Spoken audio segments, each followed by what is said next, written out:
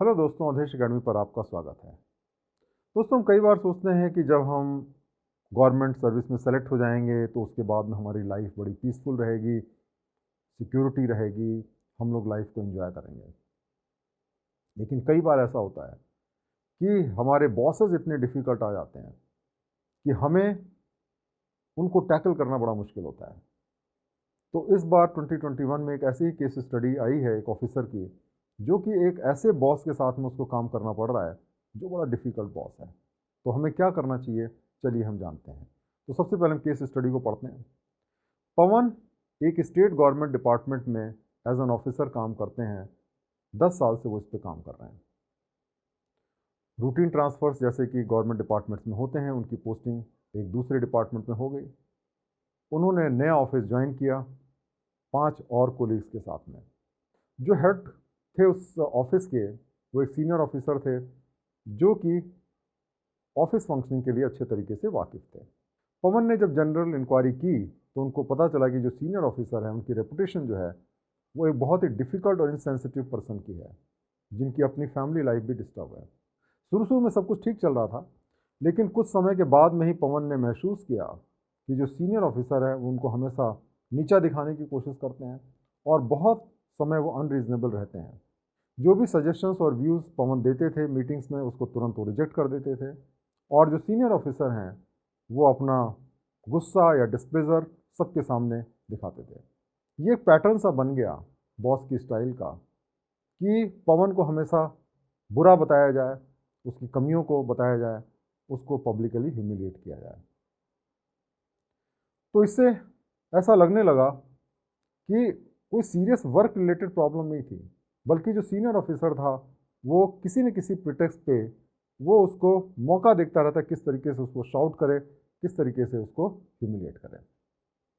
ये जो वहाँ पे कॉन्टीन्यूस हैरेसमेंट हुआ, पब्लिक क्रिटिसिज्म हुआ पवन का, उससे क्या हुआ, उसका कॉन्फिडेंस, सेल्फ स्टीम और उसकी जो बैलेंस ऑफ माइंड था, इक्वेनिमिटी थी, वो पूरी तरीके से डिस्टर्ब हो गई। पवन ने ये भी महसूस किया कि उसके जो रिलेशंस हैं सीनियर ऑफिसर्स के साथ में ज़्यादा से ज़्यादा टॉक्सिक और बुरे होते चले आ रहे हैं, और इसकी वजह से वो हमेशा टेंशन में रहता था, चिंता में रहता था, स्ट्रेस में रहता था। उसके माइंड में निगेटिविटी बढ़ती चली गई, और जो उसको जो मेंटल टॉर्चर, एंग्विश और जो एगोनी हो रही थी, उसकी वजह से क्या हुआ कि बहुत निगेटिविटी उसके अंदर भर गई, और उसकी वजह से उसकी जो फैमिली लाइफ है वो भी इफ़ेक्ट होनी शुरू हो गई। पहले वो बहुत ही खुशहाल, हैप्पी टाइप का आदमी था, संतुष्ट आदमी था, लेकिन अब वो बिना किसी कारण के टेम्पर लूज़ करता था अपनी वाइफ पे और बाकी फैमिली मेम्बर पे। फैमिली इन्वायरमेंट जो है वो बिल्कुल प्लेजेंट नहीं रह गया। उसकी वाइफ जो कि उसे हमेशा सपोर्ट करती थी, वो भी उसकी जो निगेटिविटी है और होस्टाइल बिहेवियर का बेसिकली विक्टिम बन गई।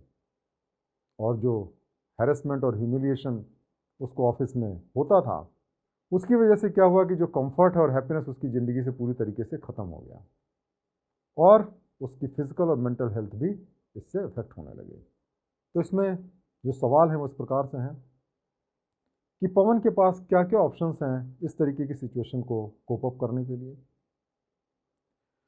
क्या अप्रोच जो है पवन को लेना चाहिए ताकि वो पीस, ट्रैंक्विलिटी और कॉन्जेनियल एनवायरनमेंट ऑफिस में और घर पे बना सके।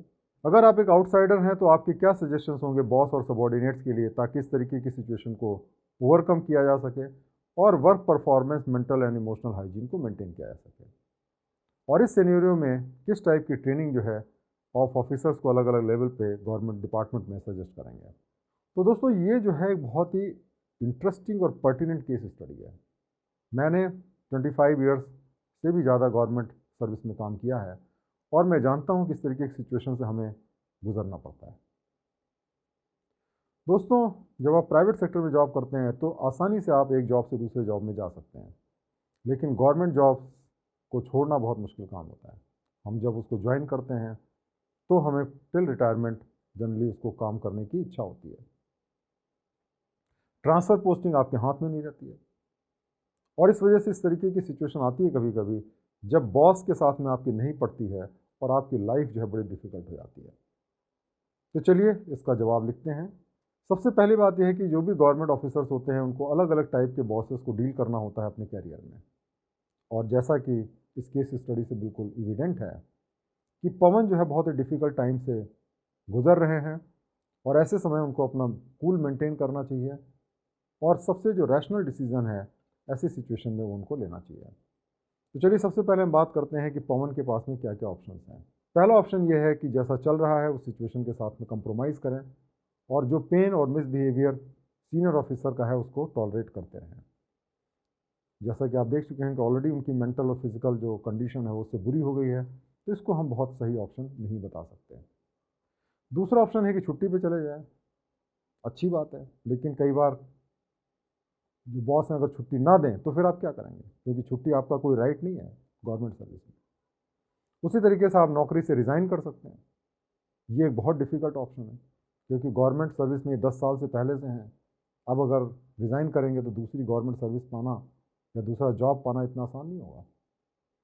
चौथा ऑप्शन है कि जो सीनियर ऑफिसर उसके खिलाफ में उसके भी बॉस को कंप्लेन करें। ये भी ऑप्शन ऐसा है कि इसमें बहुत प्रॉब्लम्स है, क्योंकि जो सीनियर ऑफिसर हैं वो और आपसे नाराज़ हो जाएंगे। पांचवा ऑप्शन ये है कि सीनियर ऑफिसर के माइंड को पढ़ने की, समझने की कोशिश करें, अपने क्वालिटी ऑफ वर्क को इम्प्रूव करें, ताकि जो सीनियर ऑफिसर है उसके एक्सपेक्टेशन को ना केवल आप मीट करें बल्कि उससे आगे आप उसको परफॉर्म करें। तो जैसा कि आप देख सकते हैं कि ये जो पांचवा ऑप्शन है वो बेस्ट ऑप्शन लगता है।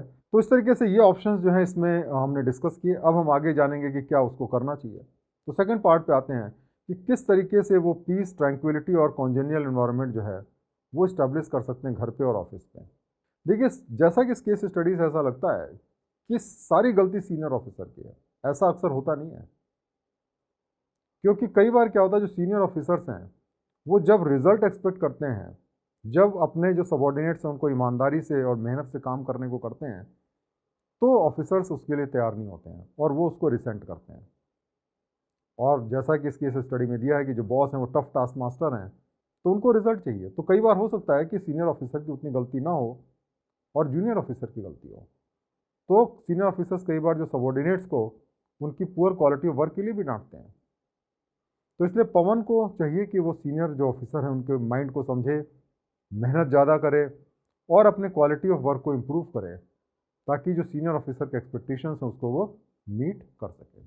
दूसरी बात कि जो गुस्सा है उसका वो अपने घर पे निकाल रहा है, वो भी अच्छी चीज़ नहीं है, क्योंकि उसकी फैमिली लाइफ भी डिस्टर्ब होती चली जा रही है। उसकी तो कोई गलती नहीं, फैमिली की तो कोई गलती है नहीं। तो ऐसे सिचुएशन में उनको कोशिश करनी चाहिए कि जो भी उनकी प्रॉब्लम्स हैं उसको फैमिली मेम्बर्स और फ्रेंड के साथ डिस्कस करें, क्योंकि जब हम चीज़ों को डिस्कस करते हैं तो हमारा टेंशन कम हो जाता है, उससे हमारा इमोशनल पेन कम हो जाएगा, और फिर कई बार हम उससे बहुत ही वैल्यूएबल सजेशंस भी हमको मिल सकते हैं, जिससे कि हम इस प्रॉब्लम को अच्छे तरीके से टैकल कर सकें। अब हम बात करते हैं कि ये वर्क परफॉर्मेंस को कैसे हम इम्प्रूव कर सकते हैं और किस तरीके से मेंटल और इमोशनल हाइजीन को इम्प्रूव किया जा सकता है। अगर आप एक आउटसाइडर हैं, आपको एडवाइस देनी है, तो आप क्या एडवाइस देंगे? पहली बात, बॉस को और सबॉर्डिनेट को ये एडवाइस देनी चाहिए कि एक दूसरे को समझें, क्योंकि एक टीम की तरह वो काम कर रहे हैं, और एक दूसरे को प्रॉपर तरीके से डील करें। बॉस को हमें ये भी एडवाइस देनी चाहिए कि वो पेशेंस रखें जब स्टाफ को डील करते हैं, और अपना टेम्पर ना लूज़ किया करें, क्योंकि जब आप टेम्पर लूज़ करते हैं तो जो सबॉर्डिनेट्स हैं उनका मॉरल बहुत ही बुरी तरीके से प्रभावित होता है, उनकी परफॉर्मेंस प्रभावित होती है। उसकी वजह से क्या होता है, आपके ऑफिस की परफॉर्मेंस प्रभावित होती है, और उससे क्या होता है, और गुस्सा आता है। तो इसलिए क्या है कि आपको टेम्पर को कंट्रोल करने की एडवाइस बॉस को देनी चाहिए, लेकिन साथ साथ में सबॉर्डिनेट को भी एडवाइस देनी चाहिए कि वो ज़्यादा मेहनत करें और बेटर परफॉर्मेंस डिलीवर करें। हम बॉस को ये भी एडवाइस दे सकते हैं कि फैमिली गैदर्स को वंस इन अ वाइल वो बुलाएं, जहाँ पे कि जो ऑफिशियल स्टाफ हैं वो अपनी फैमिली मेम्बर के साथ आएँ, आपस में इनफॉर्मली मिलें और एक दूसरे से इमोशनली कनेक्ट करें। इस तरीके से एक बॉन्डिंग बनती है और परफॉर्मेंस इम्प्रूव होती है। अब जो लास्ट पार्ट है कि हम क्या ट्रेनिंग इसमें सजेस्ट करेंगे। ऐसी ट्रेनिंग हमें सजेस्ट करनी चाहिए कि जिससे स्ट्रेस कम हो और ऑफिस के अंदर एक कॉन्जेनियल एनवायरनमेंट बने, जैसे कि स्ट्रेस मैनेजमेंट की ट्रेनिंग है, योगा की ट्रेनिंग है, मेडिटेशन है, आर्ट ऑफ लिविंग है। इस तरीके की ट्रेनिंग हम सजेस्ट कर सकते हैं, जिससे कि एक तो स्ट्रेस कम हो और ऑफिस में एक अच्छा कॉन्जेनियल एनवायरनमेंट बन सके। तो दोस्तों, ये एक बहुत ही प्रैक्टिकल केस स्टडी है जो कि अक्सर गवर्नमेंट ऑफिसर्स फेस करते हैं जब वो किसी ऑर्गेनाइजेशन में काम करते हैं, और बहुत सोच समझ के हमें इस केस स्टडी का आंसर करना है। और मुझे उम्मीद है कि जो हमने डिस्कशन किया उसके बेसिस पे आप एक बहुत अच्छा आंसर इसका लिख पाएंगे। बहुत बहुत धन्यवाद।